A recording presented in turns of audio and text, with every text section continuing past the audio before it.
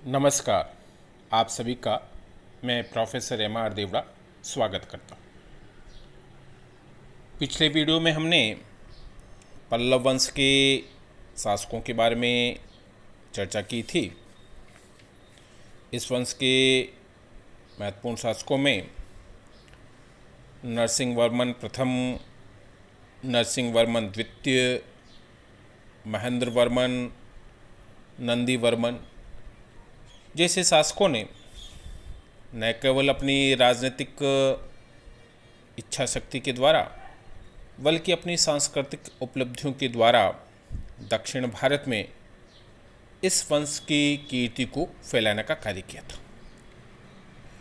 सिंह विष्णु के द्वारा स्थापित इस वंश का अंतिम महत्वपूर्ण शासक अपराजित हुआ था और उनके पश्चात चोलों ने दक्षिण भारत में पल्लव शासकों के राज्यों के क्षेत्रों पर अधिकार करके अपने वंश और अपने साम्राज्य को विस्तार दिया था।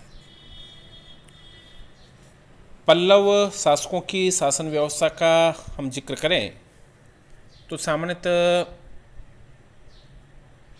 इनका भी शासन व्यवस्था अन्य सनातन धर्म की राजवंशों की तरह ही शासन व्यवस्था थी।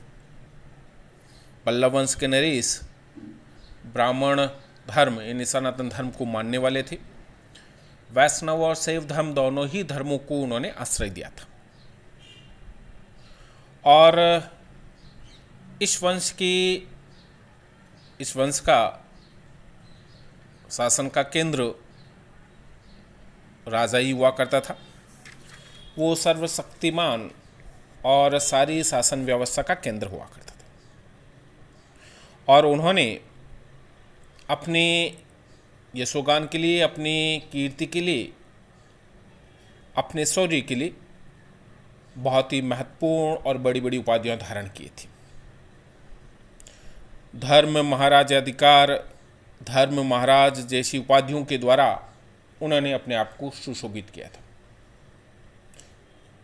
नरसिंह वर्मन प्रथम ने अपनी उपलब्धियों के उपलक्ष्य में महाबल, नरसिंह वर्मन ने राज सिंह जैसी उपाधियों से अपने आप को सुशोभित किया था। यानी उन्होंने अपनी इन उपाधियों के द्वारा अपने आप को शासन का सर्वोच्च अधिकारी सुनिश्चित करने का प्रयास किया था। परंतु इतना होने के बावजूद भी पल्लव शासक अन्य सनातन धर्म के शासकों की तरह धर्मपरायण के साथ साथ अपनी प्रजा की रक्षक और उनके हित को ध्यान में रखने वाले व्यक्ति थे। उन्होंने अपने शासन प्रशासन को सुव्यवस्थित चलाने के लिए मंत्रियों को नियुक्त किया था और उनके परामर्श के द्वारा वो अपनी शासन सत्ता को चलाते थे। और इस वंश में भी युवराज का जो पद था वो महत्वपूर्ण होता था और राजा सामान्यतः अपने सबसे योग्य और अपने बड़े पुत्र को इस पद पर आसीन करता था। युवराज और अन्य मंत्रियों की सलाह के द्वारा वो अपने राज्य के समस्त कार्यों, जिसमें शांति के समय और युद्ध के समय जो निर्णय होते थे, उन सभी निर्णयों का कार्य राजा अपने इन सहयोगियों के द्वारा लेता था। केंद्रीय प्रशासन के अलावा हम देखें प्रांतीय प्रशासन में तो संपूर्ण पल्लव साम्राज्य कई प्रांतों में विभक्त था जिन्हें राष्ट्र कहा जाता था और इन राष्ट्रों की शासन व्यवस्था संचालन करने के लिए सामान्यतः राज परिवार और निकट संबंधी व्यक्तियों को ही नियुक्त किया जाता था जिन्हें राष्ट्रीय कहा जाता था। यानी प्रांतों की सारी व्यवस्था संभालने का कार्य राष्ट्रीय नामक व्यक्ति की होती थी, जो वहाँ से रेवेन्यू इकट्ठा करता था, प्रांत की शासन व्यवस्था का संचालन करता था और आवश्यकता अनुसार अपने राजा को आर्थिक और सैन्य सहयोग भी हुआ करता था। ये प्रांत कई जिलों में विभक्त था, जिन्हें विषय कहा जाता था, और इनके अधिकारी को विषयपति कहा जाता था। वर्तमान में जो जिला का अधिकारी होता है, उसी तरह विषयपति भी अपने विषय यानी अपने ज़िले का प्रमुख अधिकारी होता था। वहाँ की सारी शासन व्यवस्था का देखरेख करने का दायित्व भी उसी के पास होता था। और ये विषय कोट्टम में विभक्त है, यानी कोट्टम में कई ग्रामों का समूह, जिसमें नगर भी शामिल होते थे, उनको मिलाकर एक कोट्टम का निर्माण होता था।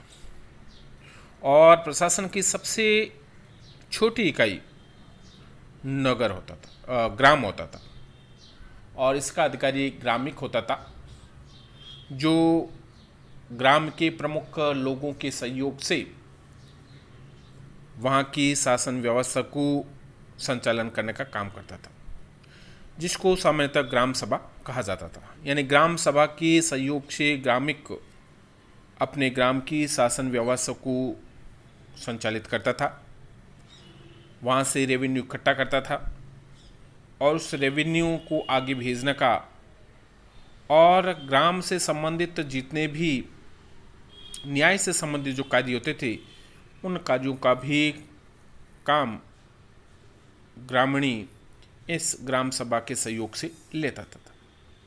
इसके अलावा सार्वजनिक कार्यों में, जिसमें मंदिर, जलाशय, उद्यान की व्यवस्था और देखरेख के कार्य होते थे, उन कार्यों का भी दायित्व उसी पर होता था। पल्लव काल में सैन्य व्यवस्था के संदर्भ में हम देखें तो सेना का सर्वोच्च अधिकारी सेनापति होता था, और वो सैन्य शासन व्यवस्था की देखरेख करने का सारा दायित्व उसी का होता था। यद्यपि सेना का सबसे प्रमुख अधिकारी राजा होता था। युद्ध और शांति समझौते से संबंधित सारे कार्य राजा के द्वारा ही संपादित होते थे, परंतु प्रत्यक्ष रूप से देखा जाए तो सेनापति ही सेना के सैन्य संगठन और उसके देखरेख का कार्य वो सारा करता था।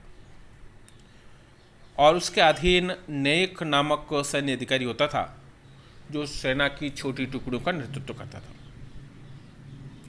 और पल्लव सेना में हम देखें तो पदाती सेना के साथ साथ